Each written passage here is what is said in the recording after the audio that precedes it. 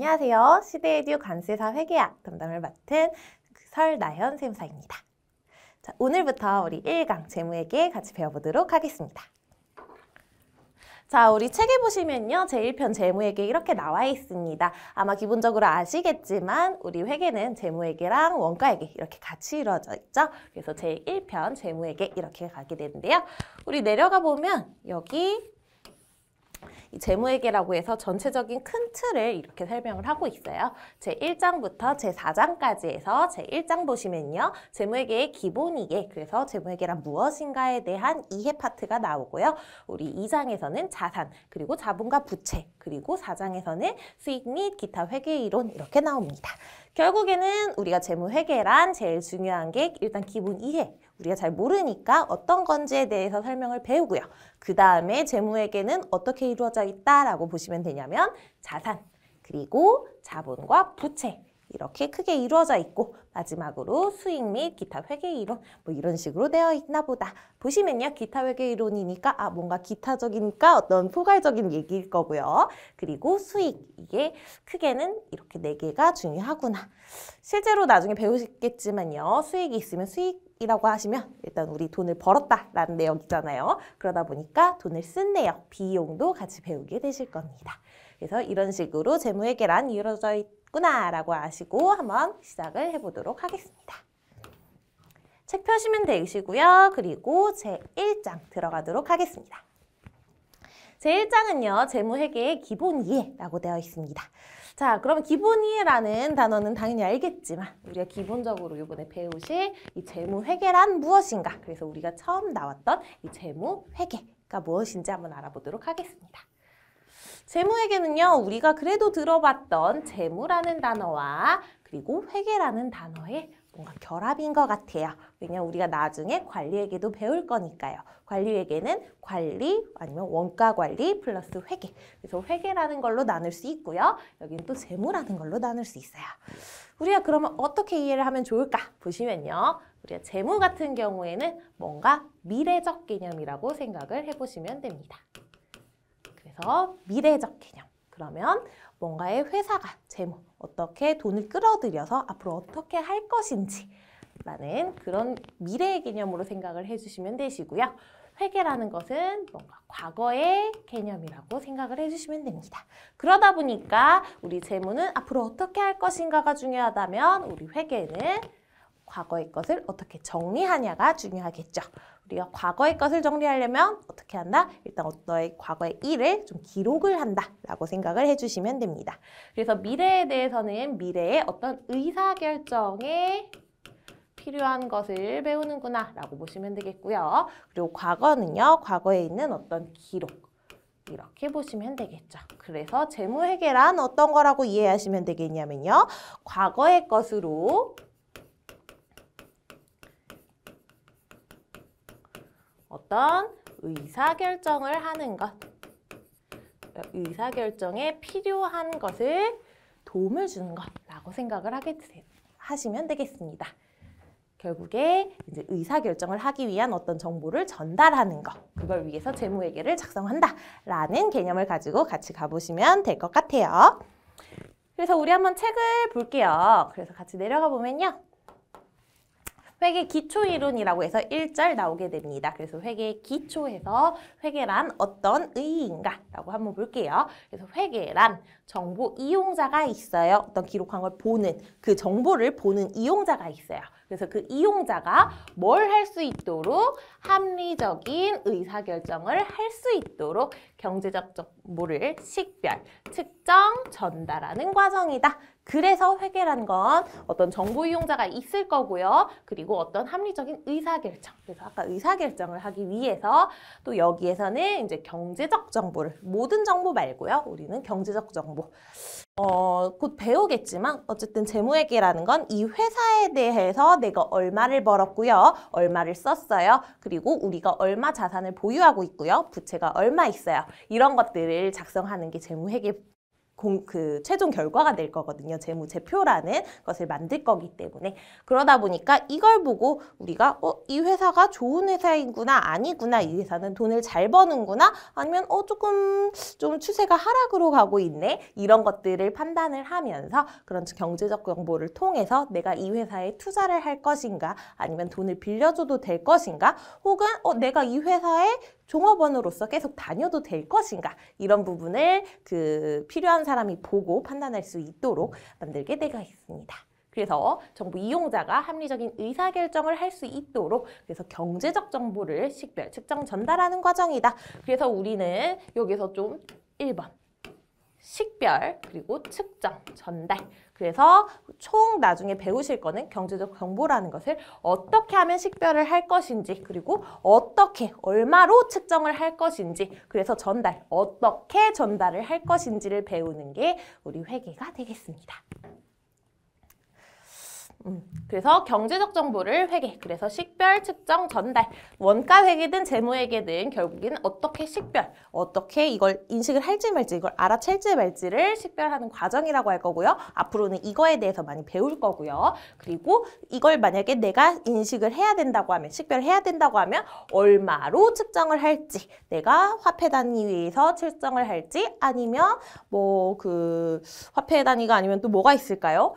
교환 단위로 어떻게 측정을 할지, 여러 가지의 측정 방법을 통해서 어떻게 측정을 할 것인지에 대한 고민을, 아니면은 어떻게 측정을 하는 방법인지를 배울 거고요. 그래서 전달, 어떻게 재무제표로 전달을 한다라고, 이건 재무회계의 이야기겠죠. 그래서 어떤 정보 이용자에게 이런 식별하고 측정하는 방법을 어떻게 전달을 할 것인지를 배우게 될 것이다 라고 생각을 하시면 되겠습니다. 그래서 이게 for 뭐를 위해서라고요? 정보 이용자의 합리적인 의사결정, 결국 의사결정을 위해서 얘네들이 필요한 거다. 그래서 한번 보면요. 만약에 이 경제적 정보를 필요한 사람들은 투자자라면 내가 돈을 가지고 있는데 이 회사에 투자를 할지 말지에 대한 투자 의사결정이 될 거고요. 만약에 돈을 빌려주는 사람이라면 그래서 신용 제공에 대한 의사결정, 내가 이 회사에 대해서 채권을 가지고 있어. 채권자는 내가 돈을 받을 권리를 가지고 있는 거니까요. 내가 돈을 받을 권리를 가지고 있는데 이 회사가 내년에 망하게 생겼어.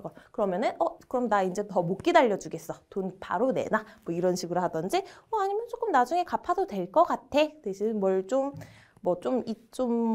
여러 가지의 의사결정을 할 수 있겠죠. 그래서 신용 제공에 관한 의사결정을 할 수도 있겠고요. 경영자 같은 경우에는 혹시 내가 회사 경영자라면 지금 정보를 보고 이거 내가 지금 매출액을 얼마로 정해야 될 것 같은데, 이거 원가를 조금 더 높여야 될 것 같은데, 이런 것들에 대한 내부 관리적 의사결정이 수탁책임 보고를 만약에 경영자인 경우에는 또 출자자가 있을 거잖아요. 주주들이 있을 거니까 이 주주들한테 제가 얼마나 당신들이 맡긴 돈을 잘 불렸습니다 라는 보고를 할 수 있다라는 거. 이렇게 알아주시면 되고요. 혹시 기타 이용자가 있다면 정책 수립, 아까 종업원 같은 경우에는 노사 협상, 연구 분석 자료 등으로 사용할 수 있다. 종업원이 내가 열심히 일을 했는데 결과를 보니까 이익이 좋았어요. 내가 열심히 일해서 된 거 아니냐? 좀 임금 올려주세요. 이런 식으로도 할 수 있겠고, 아니면 정부에서는 이게 사람들이 계속 기업들이 좀 다 감소 추세야. 돈이 감소 추세야. 버는 게 별로 없어. 그러면 기업들이 힘들겠구나. 그러면 조금 법인세를 절감을 해줄까? 이런 여러 가지의 정책 수립을 할 수도 있겠죠. 그리고 어떤 연구자들이 있다면 연구 분석 자료로도 활용을 할 수 있겠다라고 보시면 되겠습니다.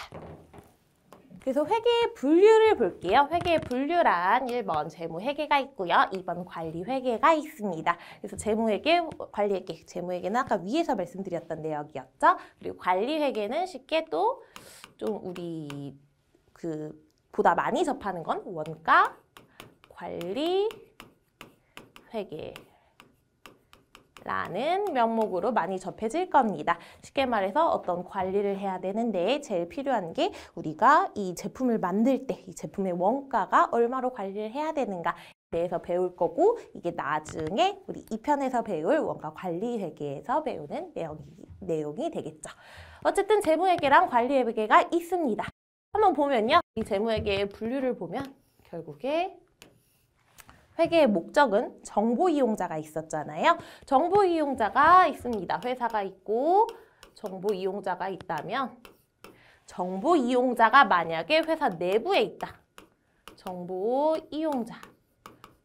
회사가 있고 정보 이용자가 이렇게 내부에 있다라고 하면 이 정보 이용자가 회사 내부에 있다. 얘가 바로 관리회계가 되겠습니다. 그리고 회사에 다니지 않고 제 밖에 있어요. 회사 밖에 사람들이 정보를 이용할 거예요. 라고 하는 정보 이용자들이 내부에 있는 경우가 있고요. 그리고 이렇게 바깥에 있는 경우가 있습니다. 그러면 얘가 바로 재무 회계. 정보 이용자들이 바깥에 있고 이 바깥에 있는 정보 이용자들이 이용하는 거는 바로 재무회계라는 개념이 되겠고요. 회사 내에 있는 사람들은 정보 이용자, 얘네들은 회사 내는 관리회계가 된다. 자, 우리 한번 보자고요. 정보 이용자가 내부에 있고 밖에 있어요. 한번 보면요. 정보 이용자가 내부에 있고 밖에 있어요. 자, 회사 내에 있는 사람들은 어떨까요? 회사가 있고요. 여기 안에 정보 이용자가 있어요. 내가 경영자예요. 알고 있어요. 자, 회사 내에 있어요. 우리 회사가 올해 플러스가 날지, 이익이 날지, 손실이 날지, 심지어는 내가 내일 당장 계약을 할지, 뭐 이런 것들을 다 알고 있겠죠. 그래서 내부 정보들을 속속들이 다 알아요. 그 대신에 필요한 정보들은 뭐겠어요? 내가 지금 다 알고 있는데 갑자기 보니까 내가 지금 당장 지금 순간에 어떤 원가 정보가 필요해. 예를 들어 종업원 급여들이 얼마지? 급여가 지금 얼마가 들어갔지? 아니면 이 제품 하나를 만드는데 얘가 얼마가 들어간 거지? 노무비만 넣어야 되는 건가? 급여만 넣어야 되는 건가? 아니면 공장에서 발생한 어떤 전기료들도 있는데 걔네들도 넣어야 되나? 근데 또 그렇기에는 기계장치나 시설 장비가 한 오래 쓰는 것들이 여길 만들기 위해서 들어갔어. 걔네들을 위해서 얘네들을 원가에 산정해야 되는가? 말아야 되는가? 이런 부분들이 있겠죠. 그래서 그 경영자, 내부 이용자들이 각각 필요한 정보들이 다를 거란 말이죠. 경영자의 입장에서 필요한 정보가 있을 수 있겠고요. 공사, 관리자에서 필요한 정보들이 있겠고 이런 회사 내부에서의 각각 필요한 정보들이 다 다를 수 있을 겁니다. 그러다 보니까 이 정보 이용자가 회사 내부에 있는 경우에는요. 내부 형식이 중요하지 않아요. 형식이 중요하지 않아요. 보다 자유롭지만 보다 자기들이 필요한 정보 중심으로 만들게 됩니다. 그래서 형식이 중요하지 않고 뭔가 자유롭게 대신에 대부분은 원가 쪽이 또 중요할 수도 있고 어떤 자기가 필요한 정보에 따라서 좀 중요한 정보들이 제공이 됩니다. 그래서 그때그때 필요한 적시성이 조금 더 강조되는 경우들도 있어요. 대신에 이 회사 밖에 정보 이용자가 있다라고 해보자고요. 회사 밖에 정보 이용자들이 있는 경우들은 보통 어떻게 될까요? 회사 밖에 정보 이용자, 심지어 경제적 정보 이용자라는 거는요. 회사한테 돈을 빌려주는 사람들이 될 수도 있고요. 회사한테 돈을 투자하는 사람들이 될 수도 있겠죠. 그래서 크게 돈을 가지고 있는 사람들이 내가 얘한테 돈을 빌려줄까 말까, 투자할까 말까 하는 투자자들이 있을 수도 있겠고요. 그리고 그 채권자도 있을 수 있겠고 돈을 빌려주는 사람들도 있을 수 있겠습니다. 그래서 이렇게 투자자라고 하면 쉽게 말해서 우리 주주들이 되겠고요. 채권자는 돈을 빌려주는 그렇게 사람들이라고 생각을 해주시면 될 것 같아요. 그래서 채권자들은 돈을 빌려주고 이자를 받는 사람들. 주주는 돈을 빌려주고 주가의 차익을 노리거나 아니면 배당을 받거나 하는 경우들이 이에 해당이 되겠죠. 자, 그럼 우리가 이렇게 돈을 가지고 있는 사람이라고 가정을 해봅시다. 우리가 돈을 가지고 있어요. 이렇게 돈을 가지고 있는 우리는 어떻게 하고 싶겠죠? 이 돈을 내가 빌려준 다음에 이 돈을 어떻게 하면 잘 불려줄 수 있는 사람한테 돈을 빌려주고 싶을 거예요. 아니면 투자를 하고 싶을 거예요. 그러다 보니까 야, 기업들아, 너네의 정보를 나한테 줘 라고 한다면 어떻게 되겠어요? 우리가 기업이라고 생각하면 저는 이걸 잘합니다. 전 사실 매출액이 이번에 1,000억을 찍었고요. 그래서 저는 앞으로도 잘할 거고요. 막 이런 식으로 자랑을 하는 사람들도 있겠고요. 어떤 사람은 저희는 아직 매출액은 없어요. 하지만 우리 아이템이 너무나 뛰어납니다. 라고 각각의 방법으로 각양각색으로 돈이 필요한 기업들이 돈 줘 이렇게 되겠죠. 그러다 보니까 이렇게 투자자하고 채권자 이 사람들은 돈을 투자해야 되는데 다 잘났다고 하면 헷갈린단 말이에요. 그래서 이 재무회계 같은 경우에는 또 내부 이용자가 아니다 보니까 회사의 진짜 진실도 모르고요. 그래서 얘네들한테는 야, 너네가 자율적으로 했더니 다 돈 줘 이러고 있으니까 너무 혼란스러워. 그거보다 그냥 정해진 형식이 있겠어. 형식을 맞춰서 너네의 어떤 재무적 정보 수치를 보고해주렴. 그 어떤 일정한 정해진 형식에 맞춰서 좀 보고를 해주렴. 그러면 그걸 보고 내가 판단할 거야. 너네가 말하는 거 듣지 않고 내가 판단할 거야. 그러다 보니까 어떤 재무적인 형식을 통해서 형식을 만들어서 나한테 제출해 라고 해서 이렇게 형식이 만들어지게 됩니다. 이게 바로 전달의 방법이었고 이게 재표라는 어떤 재무적 정보를 어떤 표로 나타내 재무제표로 만들어서 정보 이용자들한테 전달을 하게 됩니다. 실질적으로는요, 얘가 다트라는 사이트에 얘네들이 상장 회사들은 공시를 하게 됩니다. 그래서 이렇게 재무제표라는 걸로 재무적 정보를 작성해서 전달을 하게 된다라고 이해를 해주시면 되겠습니다. 다시 한번 책으로 돌아갈게요. 그래서요, 재무회계 이렇게 책 같이 읽어보도록 하겠습니다. 재무회계란 회계학의 한 분야로 기업의 재무 상태와 경영 실적 정보 등을 측정하여 주주, 채권자, 정부 등과 같은 기업의 외부 이해 관계자들에게 재무 정보를 제공하기 위한 과정입니다. 이러한 재무 정보는요, 재무제표의 형태로 어떤 형태로? 재무제표의 형태로 정보 이용자한테 제공된다. 그래서 우리 재무회계는 최종적으로 재무제표를 작성하는 게 목적이다 라고 생각을 해주시면 될 것 같습니다. 자, 그래서 관리회계는 같이 보면요. 관리회계란 경영자의 내부 자원 관리에 대한 의사결정과 경영자의 내부 의사결정과 부서 및 개인의 실적평가 등 내부적으로 유용한 정보를 이용하기 위해서 회계정보를 구별, 측정, 분석하는 과정이다. 그래서 내부 경영자를 위한 정보를 생성합니다. 회사 정보 이용자가 내부에 있다. 그래서 내에서 외부 이해 관계자를 위한 정보를 생성하는 재무회계랑은 좀 구별되는 경향이 있다. 그래서 보다 회사마다 이 관리회계는요, 회사마다 조금 어떤 형식들이 다를 수 있고요. 대신에 이 재무회계는 거진 회사마다 재무회계의 어떤 수익 구조나 이런 것들이 일부는 다를 수 있겠지만 거진 대부분 비슷합니다. 그래서 공시된 그 상장회사들이 공시된 재무제표를 볼 수 있는 사이트는요. 인터넷에 다트라고 검색을 해보시면 되거든요. 다트? 그래서 da트.or.kr인가? 하여튼 다트라는 사이트가 있어요. 다트라고 검색을 해보시면 거기에 상장회사들의 재무제표나 주요 공시들이 나와 있으니 한번 보시면 되겠습니다. 자, 넘어가서 우리 밑으로 가겠습니다. 재무정보 및 회계 원칙 볼게요. 재무정보와 재무보고, 어떤 재무적인 정보가 있고요. 또 이걸 보고가 있나 보구나. 그래서 재무보고는요. 특정 기업 실체의 경제적 자원 및 이에 관한 청구권, 그리고 이들을 변화시키는 그 경제 활동에 대한 정보를 어떻게 측정한다? 화폐로 측정하여 보고하는 것으로 재무정보의 전달 수단입니다. 재무보고, 누군가한테 보고를 하는데요. 정보를 가지고 그 보고를 하는데 그 정보 자체를 어떻게 측정하는 방법이 여러 개가 있을 수 있잖아요. 우리는 여러 가지 방법이 있을 수 있겠지만 이해하기 쉽게 그냥 돈으로 얼마인지, 그래서 화폐로 측정한다. 물론 이게 달러인지 원인지 이거는 다 다를 수는 있겠지만요. 나라별로. 그래도 어쨌든 단위가 쌀 한 바가지 이런 식으로 측정을 하는 게 아니라 쌀 10바가지 측정이 아니라요. 화폐로 측정한다라는 거 알아주시면 될 것 같습니다. 그래서 수요는요. 투자자, 종업원, 대여자, 공급자와 그 밖의 거래 채권자, 고객, 정부와 유관기관, 일반 대중 등 한 대부분의 외부 이용자들이 이 회사에 대해서 내가 정보를 필요한 사람들이 재무정보의 수요자가 되겠고요. 공급은요. 기업이 정기적으로 재무제표를 작성해서 공시한다. 그래서 경영자가 최종 책임자일 수 있겠죠. 이제 땅 도장을 찍어야 되니까. 어쨌든 간 기업이 작성해서 공시한다. 실제로 공시 보면요. 공시 담당자, 회사 내부의 공시 담당자 누구 이런 식으로 써져서 올라간 것도 같이 볼 수 있습니다.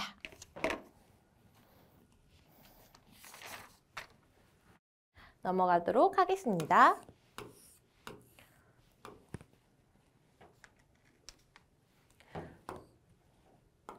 자, 기업 회계 기준 이렇게 있어요. 재무제표가 그래서 기업 회계 기준, 재무제표가 모든 정보 이용자들에게 공통적으로 유용한 정보를, 이게 목적이에요. 재무제표의 목적, 결국에 재무회계의 목적이니까요.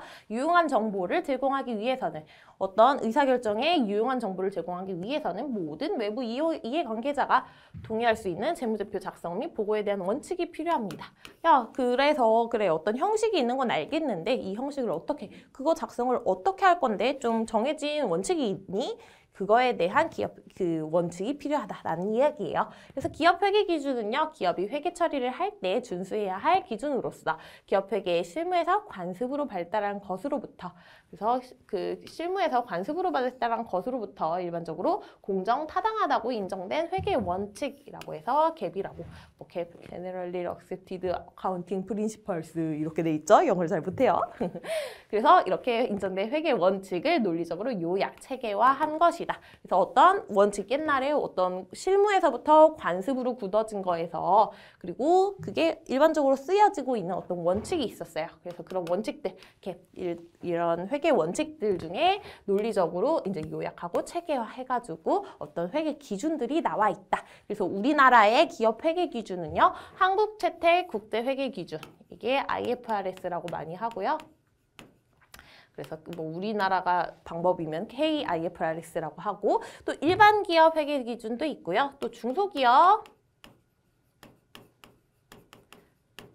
회계 기준, 뭐 이렇게 세 가지 정도가 있는 걸로 알고 있습니다. 그런데 우리 시험은, 관세사 시험은 국제회계기준을 기반으로 하여 우리나라에 적용시킨 한국채택국제회계기준의 범위에서 출제된다. 다른 거 모르겠고 1번 우리 한국채택국제회계기준으로 우리 회계학을 배울 거고 시험도 그걸로 나오는구나 라고 보시면 되겠습니다. 그래서요, 이런 회계 원칙의 특징은요, 일반적으로 원칙이니까요, 어떤 재무제표를 작성하기 위한 방법들이 있었겠죠. 그래서 그런 또 기반이 되는 회계 원칙은요, 실무의 지도 원리이다. 그냥 원리다. 그래서 다른 사람들이 다 대부분 쓰는 보편 타당성을 갖는다. 그리고 이해 가능성, 신뢰성, 목적 적합성 및 비교 가능성을 갖는다. 그냥 그런가 보다라고 알아주시면 될 것 같고요. 그리고 관습 및 회계 절차가 있었는데 걔네들을 체계화해가지고 회계 원칙으로, 그냥 기업 회계 기준 원칙으로 좀 특징이 이렇게 있다. 그냥 한번 이건 읽어보시면 될 것 같아요. 대신에 국제회계기준의 특징, 우리가 배우는 국제회계기준의 특징은 한번 보시면 될 것 같습니다. 암기까지는 아니고요. 한번 봐주세요. 그래서 얘는 원칙 중심의 회계기준이다 라는 거 알아주시면 될 것 같습니다. 그래서 국제회계기준 우리나라는 2011년부터 도입이 됐고요. 한번요, 내역을 보시면요. 회계 기준의 복잡한 거를 줄이기 위해서요, 어떤 예외 규정을 지향합니다. 우리가 좋아하는 게 아니라 복잡하지 말고 어떤 단순한 원리로 우리 예외적으로 이건 이렇게 한다 이런 거 하지 말고 그냥 원칙으로 가자라고 이해해 주시면 되겠습니다. 왜냐면 국제회계 기준이니까 우리나라에서 하는 게 아니라 전 세계적으로 기업들이 동일한 이 국제회계 기준이라는 걸 쓰게 되거든요. 그러다 보니까 이 나라는 이게 다르고 저 나라는 저게 다르고 하면 복잡하잖아요. 그래서 야, 우리 안 그래도 국제회계 사람들 너무 많은데 그렇게 하지 말자. 단순하게 예외 규정 지향하자라고 특징이 가지고 있고요. 회계 기준 내에서 목적과 핵심 원칙을 명확하게 기술한다. 이거를 내가 왜 실제로는 국제회계 기준서라고 그 IFRS가 각각 이렇게 뭐 기준서 13, 뭐 15, 뭐 이런 식으로 나와 있습니다. 그래서 그 기준에서 각각 목적과 핵심 원칙을 명확하게 기술하고 있다라는 거가 있고요. 그리고 이 회계 기준서에서 서로 다른 기준서 간에 뭐 기준서 13, 15 간에 뭐 충돌이 있거나 이러지는 않고요. 전체적인 내에서 일관성을 유지한다. 그래서 내용이 서로 충당되지 않고 얘가 이래서 이런 거지, 이래서 이런 거지 이해할 수 있게끔 일관성이 유지된다라는 특징이 있습니다. 그리고 개념 체계에 근거하여 규정한다. 어떤 개념 체계에 근거해서 얘네 회계 기준을 만들었구나 보시면 되겠고요. 규정에 대한 해석은요, 전문가의 판단에 의존한다. 그래서 회계사나 뭐 이런 전문가의 판단에 그 해석을 의존합니다. 자기가 자의적으로 하는 게 아니라 실질적으로 이렇게 된다. 그리고 지침 같은 경우에는 꼭 필요한 경우에 한하에서 최소한으로 제공하려고 한다. 뭔가 간섭하려고 하지 않고 너네들이 알아서 하는데 혹시 내가 정말 필요한 경우에면 뭐 어떤 지침 같은 걸 내릴 수는 있어. 이렇게 말한다라고 알아주시면 될 것 같아요. 그래서 재무정보의 기능은요. 재무정보는 자본시장에서 정보 비대칭으로 인해 존재하는 역선택의 문제를 완화시켜준다라는 장점이 있습니다. 왜냐하면 내가 회사 내부 정보를 하나도 모르는 상황에서 이 회사에 투자를 할지 말지 내가 이걸 잘못 선택하는 게 아닌가? 정보를 내가 너무 몰라서 근데 나한테 재무제표라고 해서 회사의 자산, 뭐 현금 자본 보유 능력, 뭐 매출액 단기순이익 등등등을 알면 그래도 최소한의 정보, 내가 필요한 정보들은 조금 알 수 있잖아요. 그래서 그런 역선택, 정보가 없어서 잘못 선택하는 역선택의 문제를 완화해준다라는 장점이 있고요. 그래서 자본이 투자자로부터 기업에게 원활히 공급될 수 있도록 하는 데 도움을 준다. 그리고 니은, 재무정보는 자본시장에서 발생할 수 있는 대리인의 기회주의적인 행위인 도덕적 해이라는 문제를 해결하는 데 도움을 준다. 그래서 재무정보는 맨날 공시를 해야 된다 했잖아요. 경영자가 돈을 투자받았어요. 아니면 돈을 빌렸어요. 근데 이거 내가 좀 다른 짓 좀 해볼까? 라고 할 수도 있는데 매번 공시를 해야 되기 때문에 제가 당신의 돈을 어떻게 썼습니다. 라고 공시를 해야 되기 때문에 경영자의 도덕적 해이를 방지할 수 있다라는 내역이고요. 디귿. 재무정보는 경제의 실체 간 자원의 이동에 관한 의사결정에 직간접적으로 영향을 줍니다. 그래서 의사결정에 유용한 정보를 제공하기 위한 목적이니까 그냥 의사결정에 영향을 준다라고 알아주시면 되겠습니다. 그래서 재무정보는 자본주의 시장 경제 체제에서 희소한 경제적 자원, 돈이 무한하진 않잖아요. 그래서 그런 희소한 경제적 자원이 잘 효율적으로 배분되는데 도움을 준다. 알아주시면 되겠고요. 재무정보는 정부가 효율적이고 적절한 자원 배분을 위한 정책을 수립하는 데 도움을 준다. 그래서 정부도 정부 이용자가 될 수 있다라고 이해해 주시면 될 것 같습니다.